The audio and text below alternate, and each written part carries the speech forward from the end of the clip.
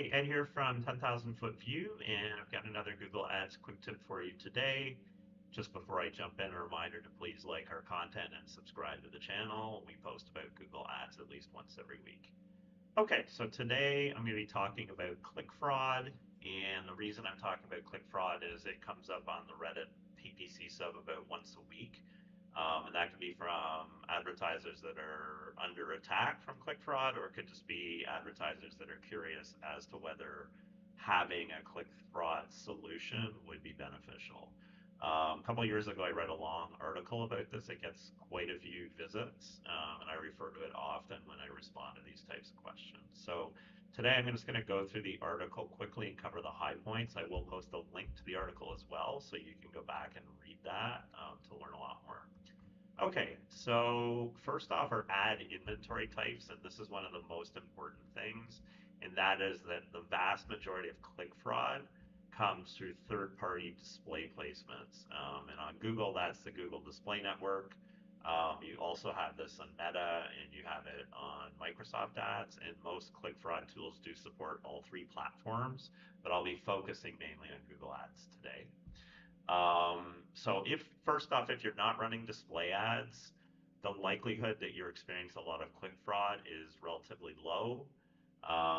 So if you're just running search campaigns and that's kind of it, you probably don't have a problem with click fraud. It can happen, but it's rare. With respect to display, you would be affected if you're running display campaigns. You may also be affected if you're running PMAX, which contains display within it. You can even experience this with remarketing, and you can experience it on like video ads. And I have even seen it on Google's own inventory, right, which is discovery inventory, although that's rare. Um, so in terms of where does click fraud come from, there's kind of a few types. One is competitors, and competitors would typically, at the very low end of things, they would click on your ads every morning to try and exhaust your budget, and they could have like several people doing it within the organization. It's not a common thing, but it does come up in certain industries. More sophisticated solution for a competitor would be to go like out to the dark web and buy a service that will basically generate click fraud for them on your ads. And that does happen, but again, it's not that frequent. Search engine bots is another common type, and search engine bots really, this is typically not intentional click fraud, but it's bots like SEMrush that routinely go through the search engines to analyze data. Um, so again, this tends not to be such a big problem, but I mean, you may get the occasional clicks. VPN users. So this could be somebody that's in a different market, like they're in Germany, but they want to shop a product in the US. Sometimes they have the intention of actually buying that product. Sometimes it's for research. It could actually be a competitive advertiser or an agency that's doing research. So they'll come through a VPN to get your ad to serve in a particular market that they're not in. Again, tends to be a minor issue, a nuisance issue. And then the big one is click farms. And the problem with click farms is this is a revenue generating business where they put up publisher sites and drive um, ad impressions, and then use bots or even people to click through the ads to get the revenue share money from Google. And these have gotten very sophisticated. They'll use VPNs. They will use a whole number of tools to kind of prevent getting detected or getting blocked. And they will do things like fill in the lead forms on your website so that Google sees that as a signal that it's a quality placement, and then you'll actually send more and more irrelevant clicks through there. So that's the big one that you have to look out for. And as I said at the beginning, it's mostly display ads that this relates to. So how big is the issue? Depends on who you ask. If you ask Google, they'll say it's not a big issue at all, and they capture most of it. Um, then if you ask one of the third-party click fraud providers, they'll say like all clicks are basically invalid, right? And it depends how you define it, and I go into some detail about how you would define click fraud in the article, but I don't want to spend too much time on that right now. So what can you do about it? Um, so the most obvious thing is don't run display ads, right? You can run demand gen campaigns, which are not display, right? They're on Google's own inventory. If you must run display ads, then I do recommend that you monitor your placements report and look for anything that has like an abnormally high conversion rate or click-through rate, or just looks like it's not relevant, and go ahead and block those. And that's a game of whack-a-mole, right? You're gonna have to be constantly doing it. But if you know, kind of like when you do your optimization, if you check through that, you might find initially you have to block a lot, but then it gets better in time. You can also use some scripts to automate blocking certain types of placements. And another thing I'd recommend is use contextual targeting on interests or keywords, which will then kind of rein in the number of sites that your ads can actually run on.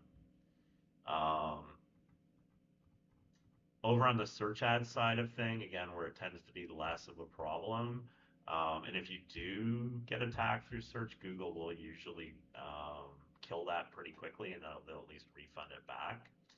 Um, but it does happen, and some noticeable warning signs would be like a sudden increase in click-through rate, and a decrease in conversion rate. You might have a high volume of visits from IPs that don't look quite right. They're hanky. You might have a very high increase in bounce rate. You might have an increase in pay-per-click visits from non-targeted countries. Or you may even have like a significant volume of clicks all coming from one location or from one type of search query. So those are things to look out for. But oftentimes, I mean, you'll see pretty quickly like, oh, my performance is tanking. What's going on? And one of the things to look for is click fraud. Um, Then over on Performance Max, one of the things I would say is you can't really use IP blocking. So a lot of the third-party tools, they're not useful right now. Although I have heard that Google will be adding IP blocking in PMax campaign settings. Once that happens, then tools like ClickCease and others will be more useful. So in terms of what they do, they try to detect multiple clicks from the same IP, and when they detect that, they block that IP. They try to block website visits from bots so it doesn't actually get to your site and register as a click. They look for VPN users, which I say they don't do a very good job of detecting VPN users. And that you can manually block IP ranges.